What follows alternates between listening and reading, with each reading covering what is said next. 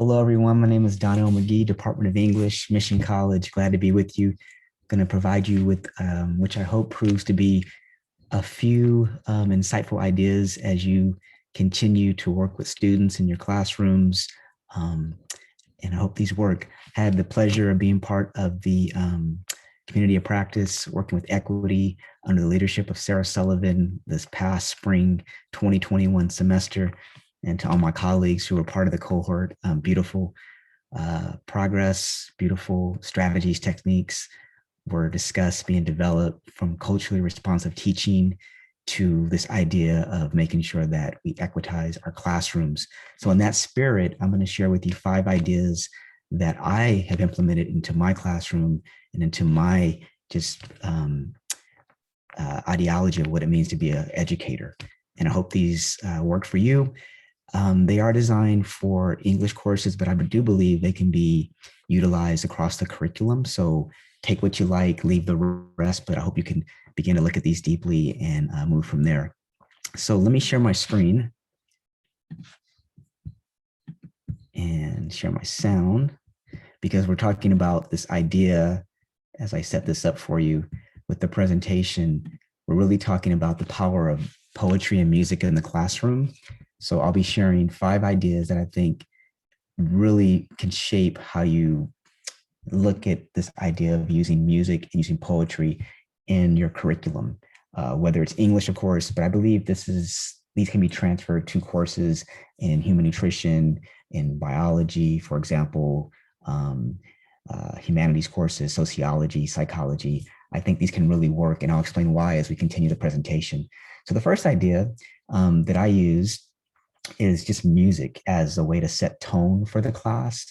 I know a lot of you may do this, but from day one, making this consistent as students enter the classroom, whether it's virtually or whether it's in person, to be able to utilize music to set tone, and providing a variety of music that reflects the demographics in your classroom of the students. So mixing it up and allowing them to hear, their voices, the musical voices, perhaps of their culture, of pop culture. I think it sets a beautiful tone.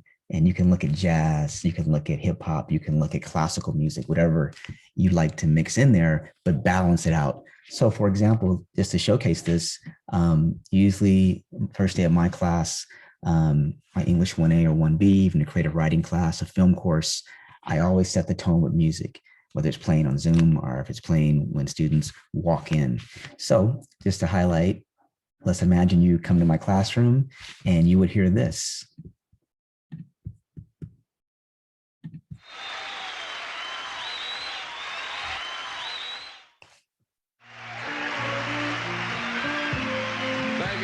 Do this too.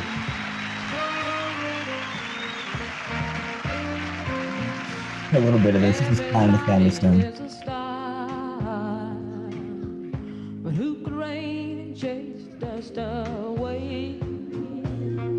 Everybody wanna shine. Who will come out on a cloudy day? 'Tis the sun that loves you brown.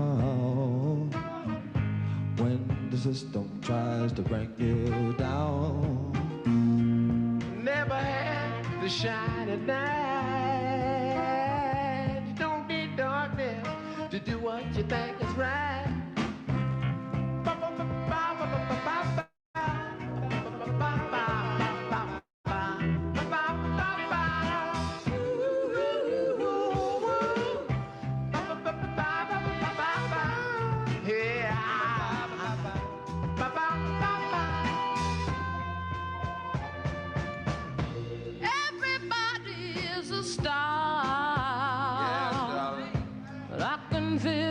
When you shine on me, I love you for who you are.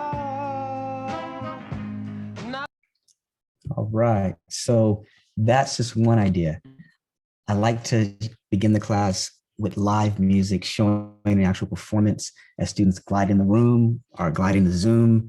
You have the music playing, and you can even take that and it might tie into a lesson. That's by Flying the Family Stone. Everybody is a star. We might talk about the family. We might talk about a writing prompt that comes directly from what the students have heard, or just a song playing to kind of set the mood for the class. It creates a beautiful atmosphere many times. So that's just one idea. That's the first idea, using music to begin your class with. So keep that one in mind. Moving along, another idea, go back to my presentation here. As we close this out, go back here. There's our beautiful song. Let's go back to our presentation. So here, we talk about the effects of music and poetry. Through my research, through my study, through my implementation over the years and modifications after going through the community of practice, music and poetry, I believe it can enhance self-esteem. I see it in my students. I think it builds identity and it builds charisma and energy in terms of how one sees the self. So the idea of music or even reading a poem to begin class with, whatever you teach, whatever subject you teach, the idea of setting a beautiful atmosphere through a poem or through a piece of music really begins to move the class along. So that's the first idea. And not to say also, it definitely we want to add that it does begin to connect you as the instructor with your students. You humanize the experience. When you begin with music or poetry, I think it brings us all to a commonality of what it means to be human, what it means to be alive. The poets, the musicians, they speak about life and what it means to exist. So keep that in mind if you like to utilize that. So we talk about having a classroom that is inclusive, that makes a powerful impact. Music and poetry are one way to do that. Idea number two, this, another idea, it's the second idea, story. What story needs to leave your body? And let's write. So I oftentimes will do in my classes, I will do a check-in. I will have the students begin class or even in class or even a midpoint. I'll just ask them, what story needs to leave your body? And we do a journal and they write. And then we have discussions. This tends to work in a writing class where we give writing prompts. However, I could definitely see it working in other kinds of classes that offer other content. These stories are usually personal. They don't have to be. You can tweak the prompt. And if you're teaching, like, for example, a sociology class, you might tweak it to fit the content you're working with. So it might not be a personal story. It could be a societal story that involves a group. If you're looking at psychology, I think this really could work. But the idea is having students open up and become vulnerable. And before they can do that, you really have to model this. So here's what you have to think about in terms of, as an instructor, how brave are you willing to be? If you're going to ask your students to write what story needs to leave their body, you're going to model that and share with them what story has to leave your body. So these can get really personal and you have to be okay and be able to be vulnerable. And I think when you're vulnerable in a classroom, you build connection, students stay, retention. Even the ones who may have a difficult time with the content, they're going to come back because they're connected with you as the instructor. And if you look at the research, we know when students feel connected and included in a classroom environment, they tend to stay in the classroom, whether they pass or fail. So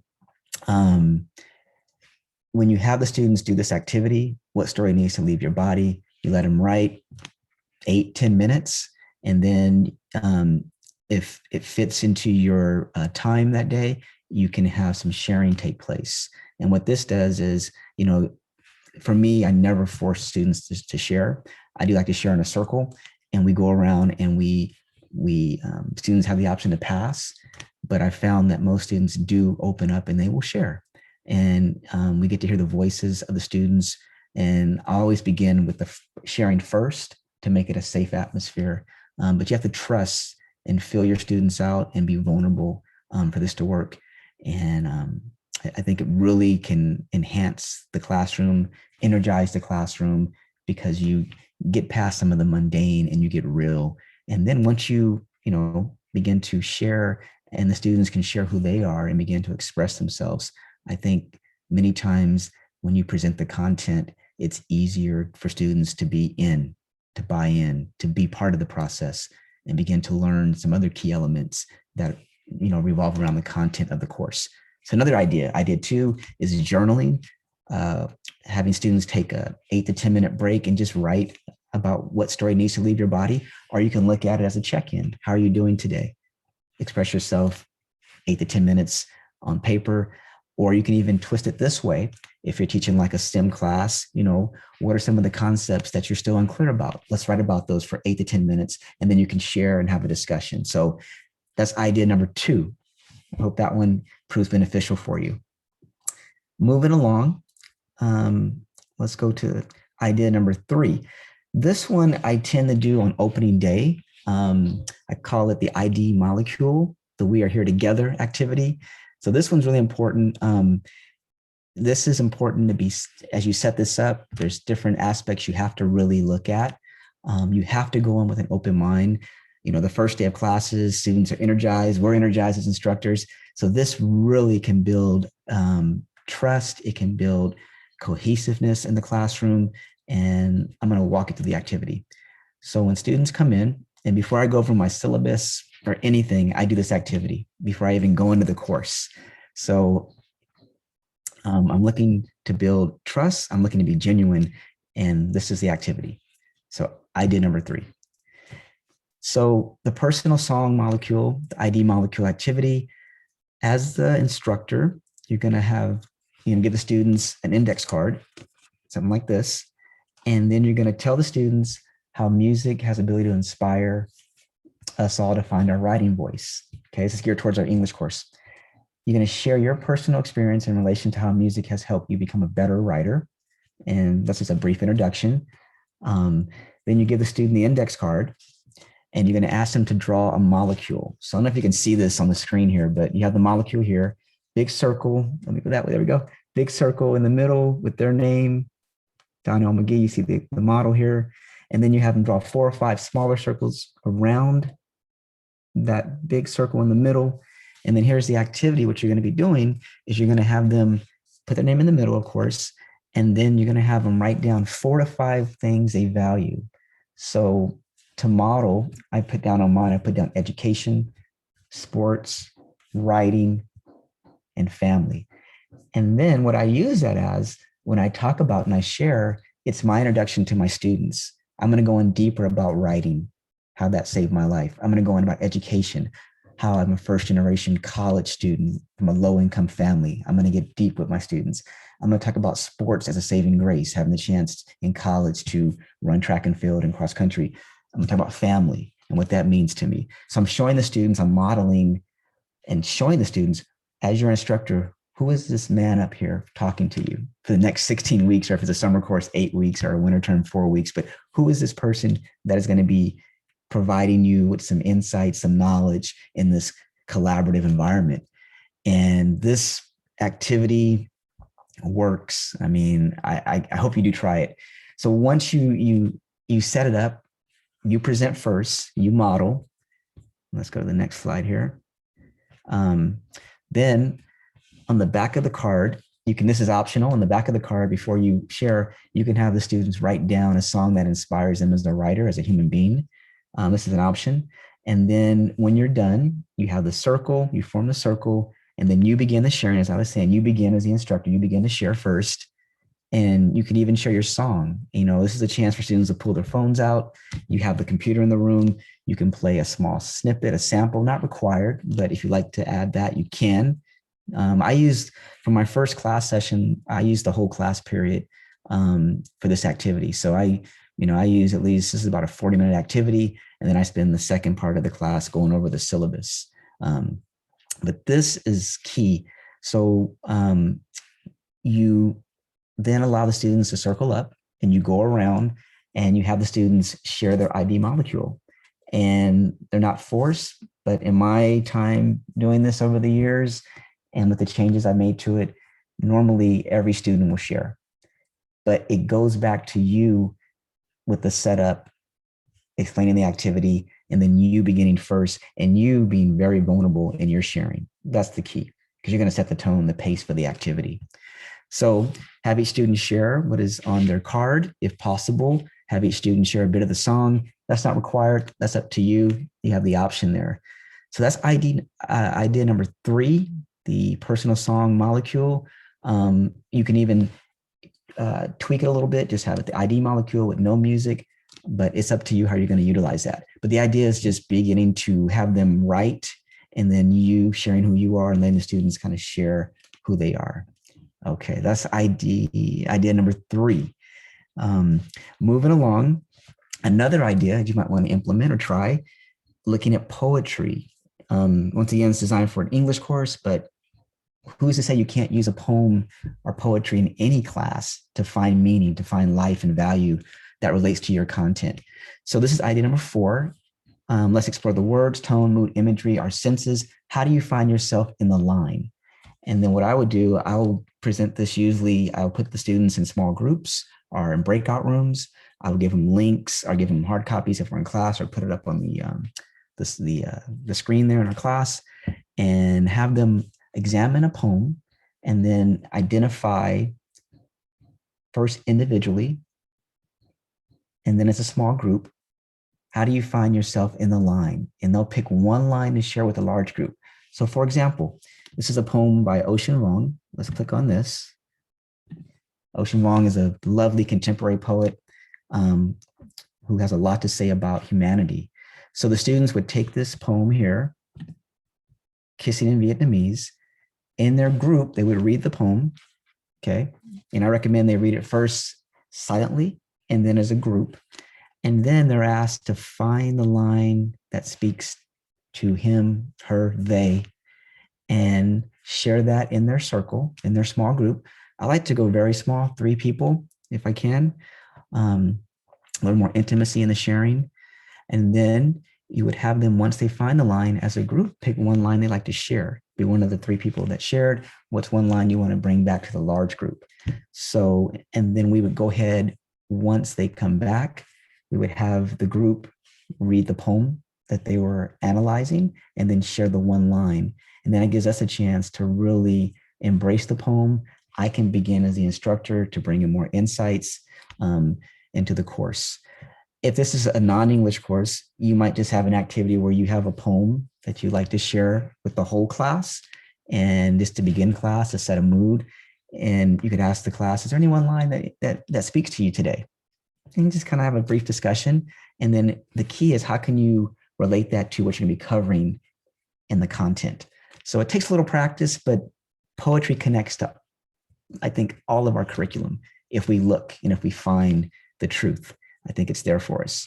So let me go back, and I usually have a few poems I'll present, in a diverse collection like Ocean Vuong.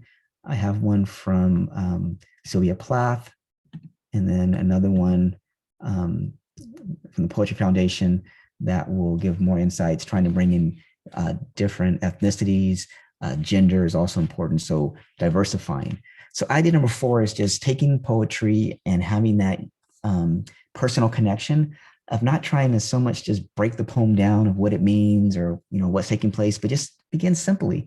How can you find yourself in the line? Pick one line to share. It reminds me of Sarah Sullivan's idea of the golden line in the reading. When we read, we pick a golden line out. Very similar, picking a line of poetry that speaks to you and then going from there. And then the last idea I'd like to share with you is a shared vibe. This is idea number 5. I like to end class or with a song, just to have the students, as we begin to send them on their way to the next class or to their next, whatever they're doing, to home, to work, to parenthood, whatever it might be, to transition out of the class. And I mix those songs up, every time. So I might, choose, this is a Niles Barkley song. They're usually upbeat songs. It might be a John Coltrane jazz piece. It could be any song you like to share.